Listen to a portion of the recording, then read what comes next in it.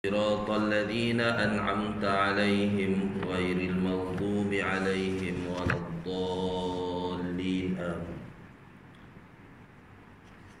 بسم الله الرحمن الرحيم. السلام عليكم ورحمة الله وبركاته. الحمد لله رب العالمين والصلاة والسلام على أشرف الأنبياء والمرسلين وعلى آله وصحبه أجمعين. قال رب اشرح لي صدري ويسر لي أمري واحلل عقدة من لساني يفقهوا قولي. سبحانك لا علم لنا إلا ما علمتنا إنك أنت العليم الحكيم. رب زدنا علما وارزقنا فهما ولا حول ولا قوة إلا بالله العلي العظيم. ربنا افتح بيننا وبين قومنا بالحق وأنت خير الفاتحين. أما بعد. Sidang jemaah yang dirahmati oleh Allah SWT sekalian, alhamdulillah, syukur pada Allah kerana dengan limpah kurnia, taufik dan hidayahnya dapat lagi bersama-sama pada hari ini. Alhamdulillah, diberi lagi umur setakat kesempatan yang diizinkan oleh Allah SWT, ya, sebelum bila-bila masa sahaja daripada saat dan ketika ini kita akan berpindah ke alam yang berikutnya, ya, alam barzakh ataupun kemudiannya alam akhirat, alam mahsyar, ya. Jadi insya-Allah kita masih lagi membincangkan tentang adab-adab mempersiapkan diri untuk sembahyang, ya. Jadi kita dah daripada selepas sembahyang zuhur, lepas sembahyang zuhur, sebelum gelincir matahari, tu sampailah kita itu, sampailah maghrib, ya. Sampailah ke maghrib. InsyaAllah hari ini kita sambung lagi, iaitu sampai ke solat isyak, ya. Solat isyak sebelum tidur. Esok dia akan cerita adab-adab tidur pula. Lepasnya adab-adab tidur. Jadi habis hari itu berkenaan dengan selepas daripada sembahyang zuhur, sebelum gelincir matahari, ya. Sebelum gelincir matahari itu kita tidur sekejap, kan? Daripada pagi tadi lepas duha, lepas tu 4 perkara tu yang kita bincang itu, 4 perkara yang kita amalkan. Tengoklah masing-masing duduk di peringkat mana, ya. Yang pertama itu menuntut ilmu yang bermanfaat.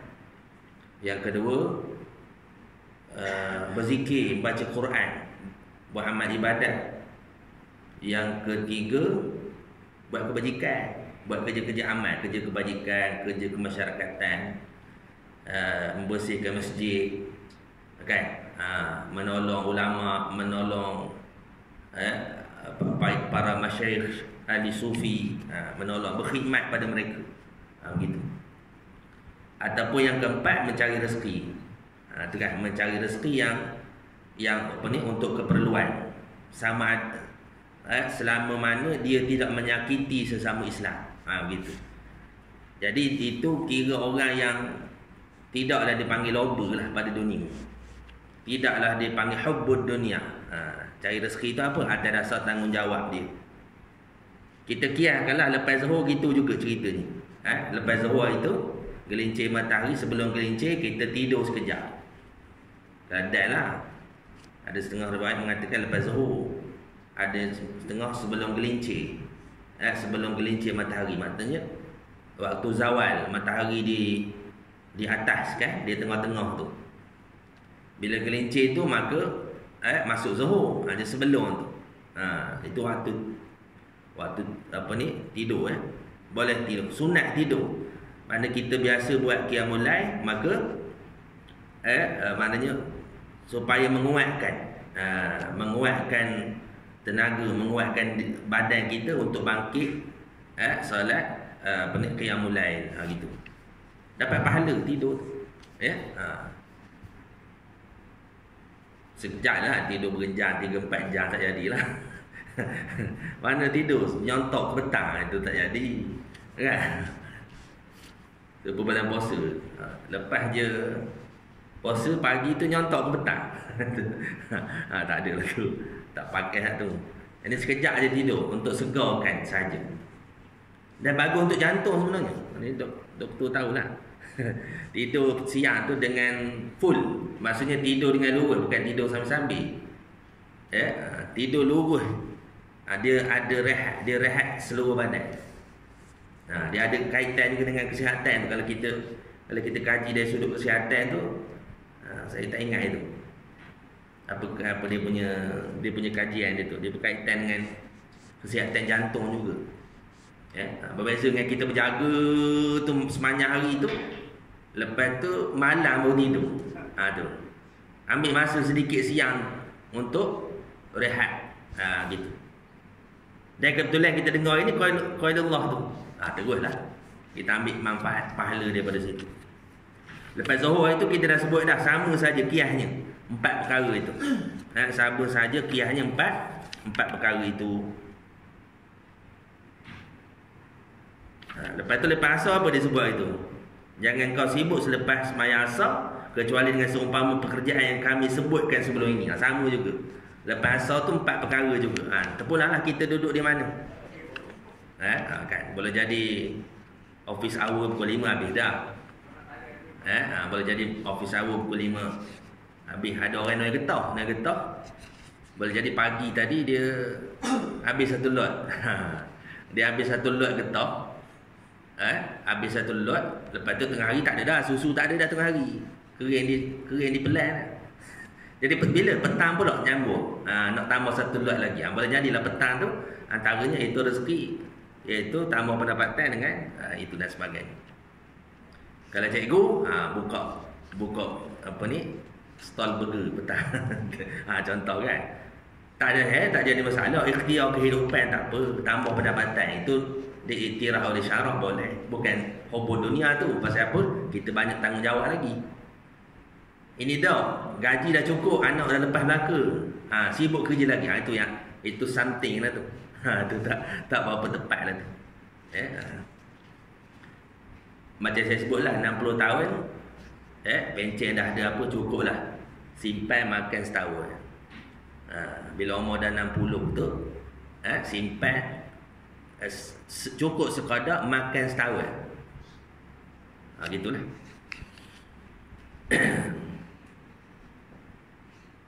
Maksudnya tukar mata wang. Tukar mata wang akhirat. Tukar mata wang akhirat. Nak pergi luar negara kena tukar mata wang lah. Nak pergi ke akhirat kena tukar mata wang lah. Ringgit tak laku dah kat sana. Kan? Nak pergi Indonesia kena tukar rupiah. Nak pergi Eropah kena tukar dolar. Kan? Nak pergi ke akhirat kena tukar mata wang lah juga. Mata wang apa? Mata wang akhirat iaitu pahala. Kan? Pahala. Transfer. Money changer. Gitu. Okey, sama juga lepas zuhur, sama juga empat keadaan tu tadi. Kalau tak ada benda dah cukup dah duit, kalau sebaiknya duduk di majlis ilmu. Tapi tak ada tempat kita ni ustaz buat kuliah lepas zuhur, tak ada. Kalau duduk di pondok, lepas duha ada kuliah. Nyontok ke tengah hari. Lepas zuhur ada pula tok guru baca kitab lepas zuhur. Lepas asar ada pula kitab lepas asar. Gitu. Lepas maghrib sampai malam pula. Habis dah kelas di pondok, pergi ke madrasah tempat pelajar lama.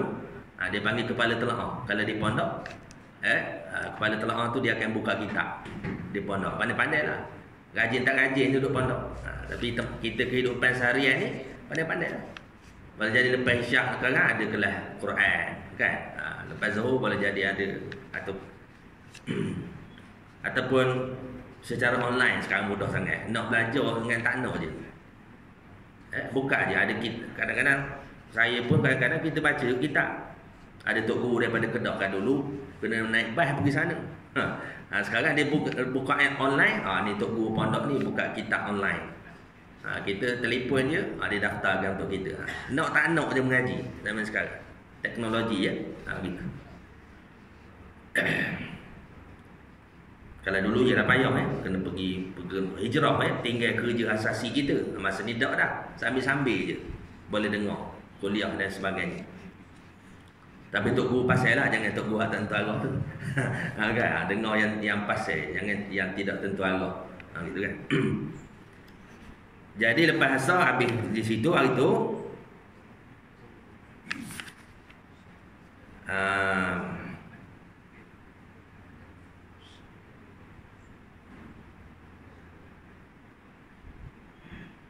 tetapi jikalau engkau biarkan dirimu yang tidak teratur disebut itu tetapi jikalau engkau muka surat 62, tetapi jikalau engkau biarkan dirimu dengan keadaan tidak teratur ataupun kosong daripada pekerjaan yang berfaedah seperti halnya binatang dan engkau tidak tahu apakah yang mesti engkau buat pada setiap hari, niscaya engkau akan menyesal dan waktumu akan berlalu sia-sia gitu je. Mana kita tak isi masa kita dengan ibadah. Sedangkan waktumu itu adalah umurmu, dan umurmu itu adalah modalmu. Dan dengan modal inilah engkau mencari keuntungan. Hanya dengan umurmu sahaja engkau dapat mencapai kebahagiaan. Hanya dengan umur itu sahaja engkau akan dapat mencapai kebahagiaan yang sebenarnya di negeri yang kekal abadi di sisi Allah Ta'ala. Maka setiap nafas dari nafasmu adalah laksana batu permata yang tak ternilai harganya, kerana ia tidak dapat diganti dengan apa sekalipun. Dan apabila ia telah luput, ia tidak akan kembali buat selama-lamanya. Kan? Itu saya tanya dulu. Kita umur kita ni, antara amalan kita selepas subuh itu iaitu berfikir. Berfikir kan? Tafakur, berfikir tentang apa? Sebanyak mana masa kita yang tidak isi dengan ibadat. Kan? Ada masa-masa kosong kita tidak isi dengan zikrullah. Zikrullah Ta'ala.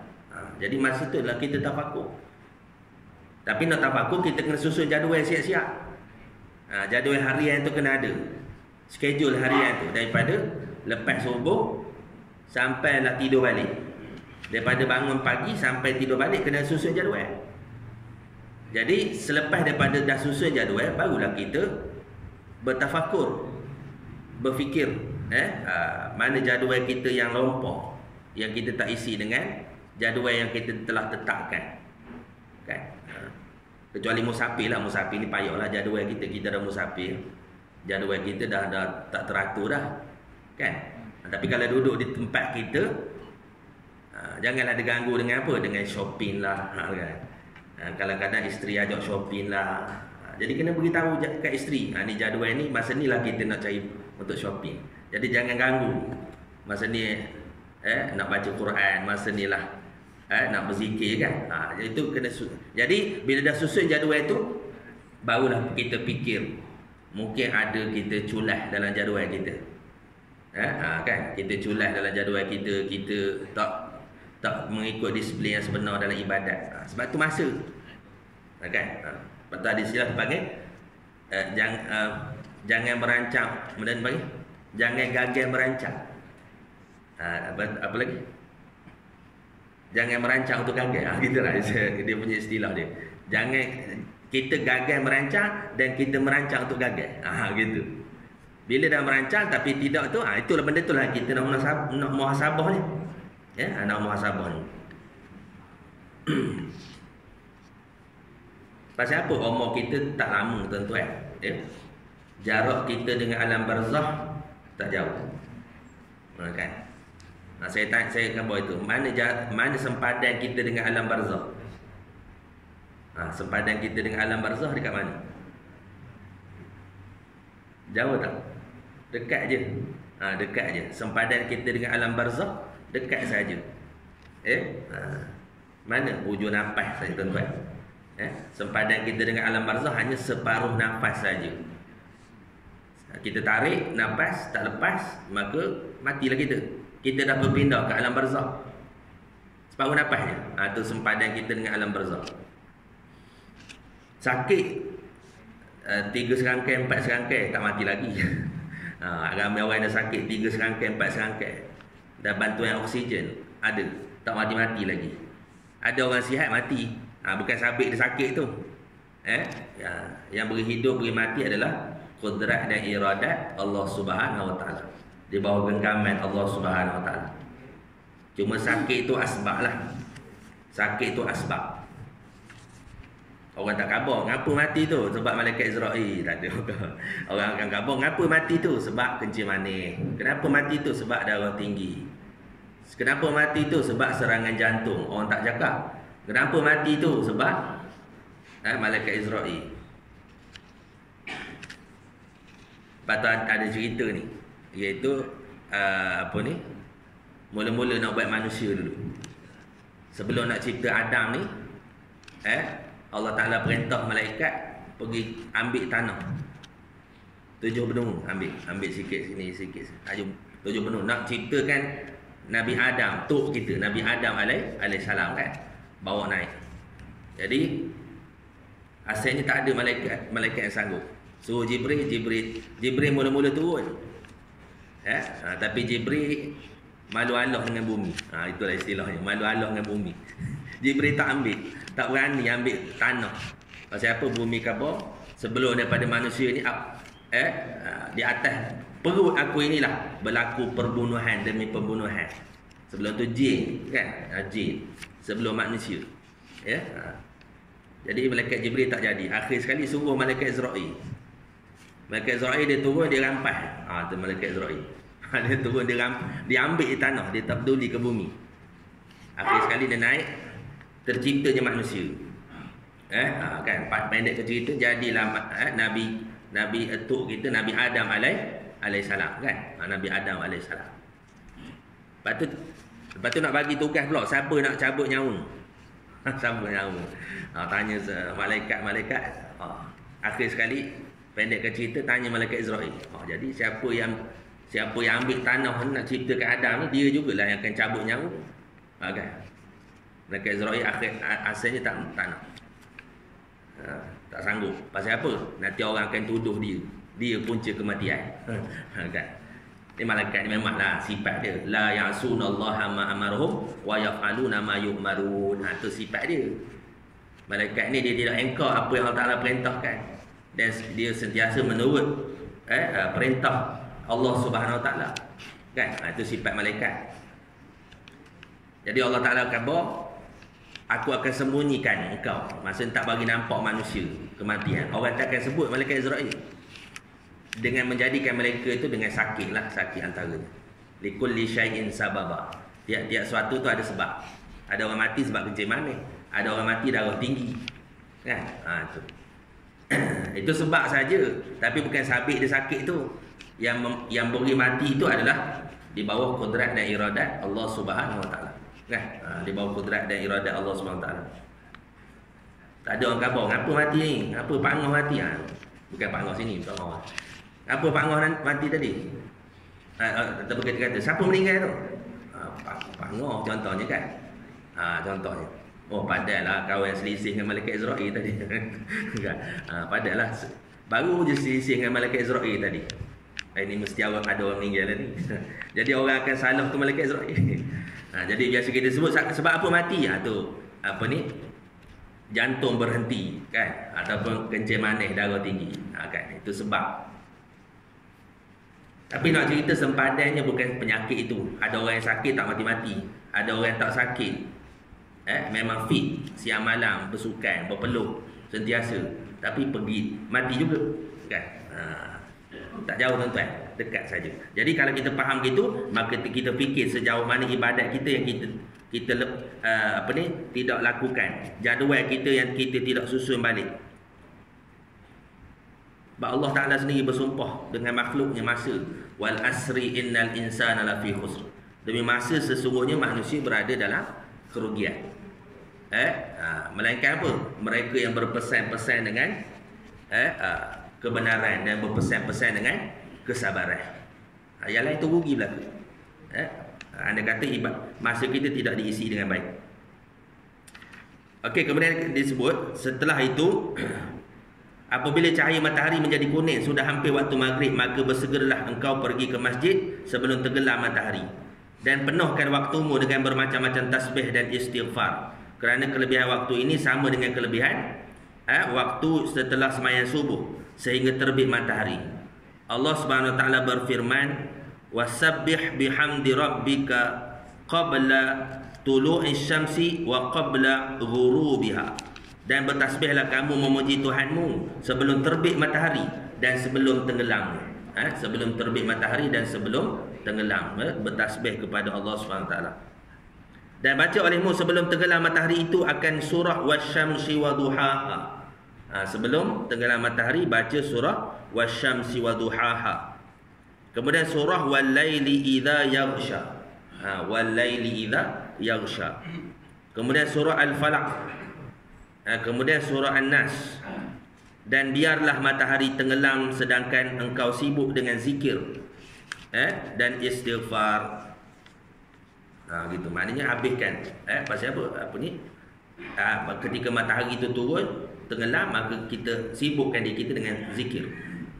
Apabila engkau mendengar azan maghrib, maka jawablah seperti jawapan yang telah disebutkan. Dan setelah habis menjawab azan, hendaklah engkau membaca membaca doa.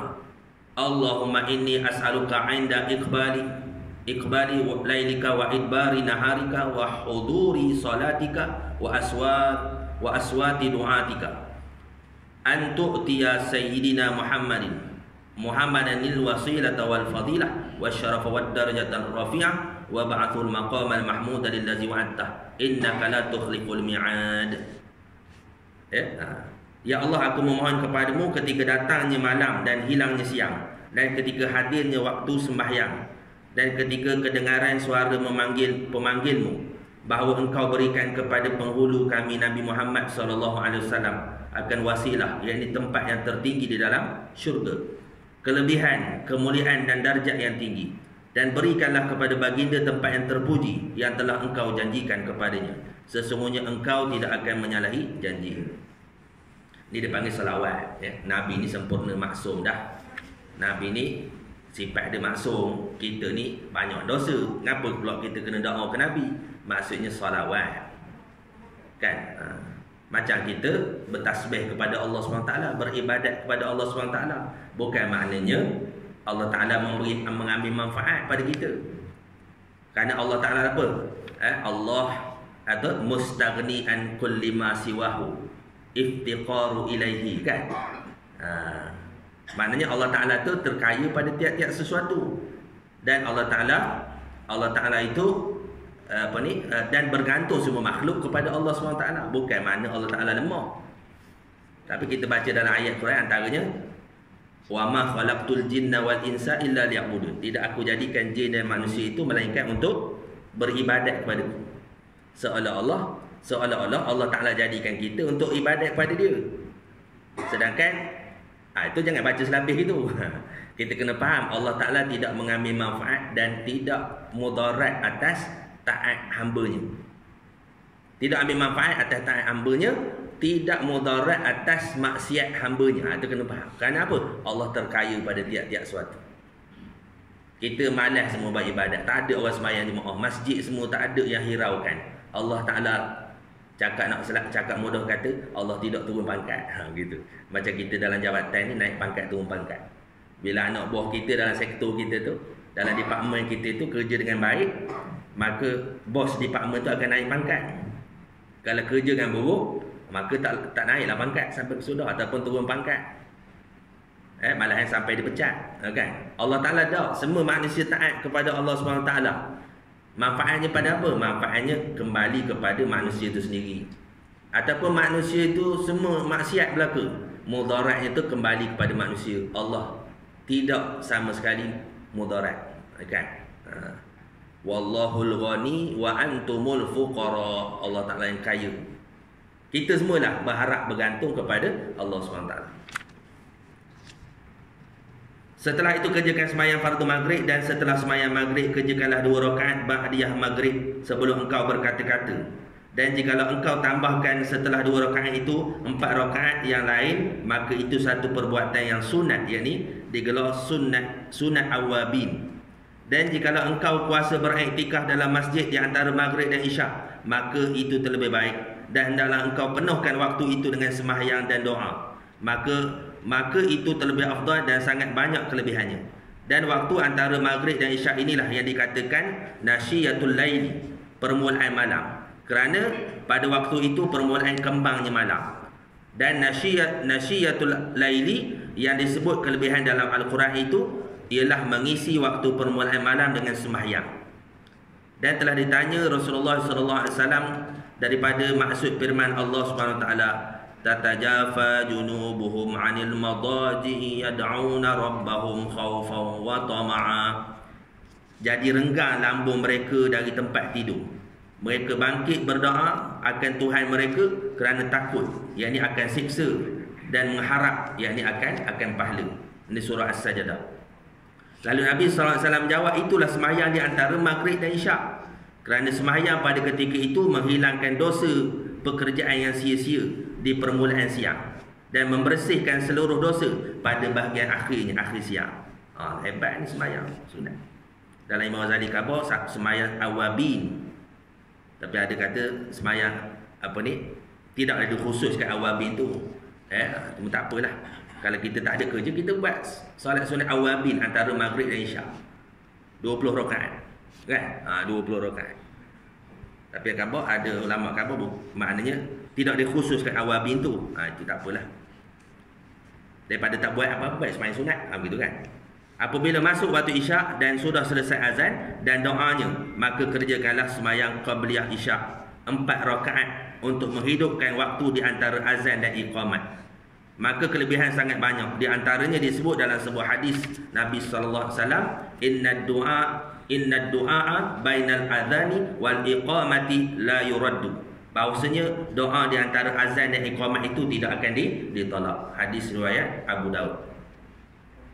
Kemudian hendaklah engkau mengerjakan sembahyang fardu isyak dan sembahyang ba'diyah isyak 2 rakaat, dan baca olehmu pada rakaat pertama akan surah As-Sajdah atau surah Yasin, dan baca pada rakaat yang kedua akan surah Al-Mulk atau surah Ad-Dukhan.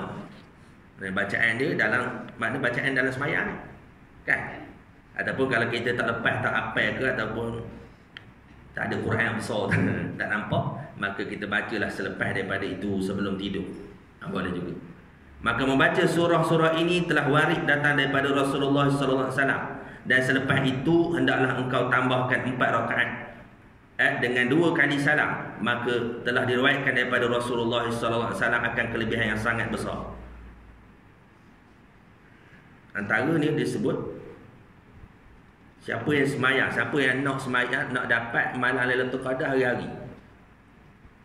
Siapa kita nak cari malam Lailatul Qadar, payah pula tu. Kan? Nak dapat hari-hari macam mana? Seolah-olah beribadat di malam Lailatul Qadar macam mana? Iaitu semayang 4 rakaat ba'diyah isyak. Kan? Maknanya buat satu salam je. Buat satu salam 4 rakaat. Maknanya seolah apa? Seolah-olah beribadat di malam Lailatul Qadar. Kalau nak dapatlah, kalau rugilah esok Ramadan, nak tunggu tahun depan pula. Kan? Jadi macam mana nak dapat? Seolah-olah maknanya semayang jangan tinggal 4 rakaat sebelum selepas isyak. 4 rakaat sampai isyak. Buat 4 terus lah. 4 terus. Satu salam. Gitu. Selepas itu adalah engkau kerjakan sembahyang sunat witir 3 rakaat dengan 2 kali salam. Dan adalah Rasulullah SAW membaca pada rakaat pertama surah Sabbihisma Rabbikal A'la, dan pada rakaat yang kedua akan surah Al-Kafirun, dan pada rakaat yang ketiga akan surah Al-Ikhlas dan surah Al-Falaq dan surah An-Nas. Itu biasalah kita baca kita pada bulan Ramadan kan. Dan jika engkau berazam untuk bangkit sembahyang malam, yakni sembahyang tahajud, maka akhirkan sembahyang witir ini, kerana sembahyang witir ini lebih baik dibuat di akhir malam. Bukan tertentu hujung malam, cuma sembahyang witir disebut lepas isyak kan. Bukanlah dikata kena sebelum tahajud dah, ataupun penutup sembahyang, penutup qiyamul lail. Ada boleh kita kerjakan. Tapi kalau kita takhirkan, antara satu kelebihan adalah kita ada motivasi nak bangun. Gitu kan.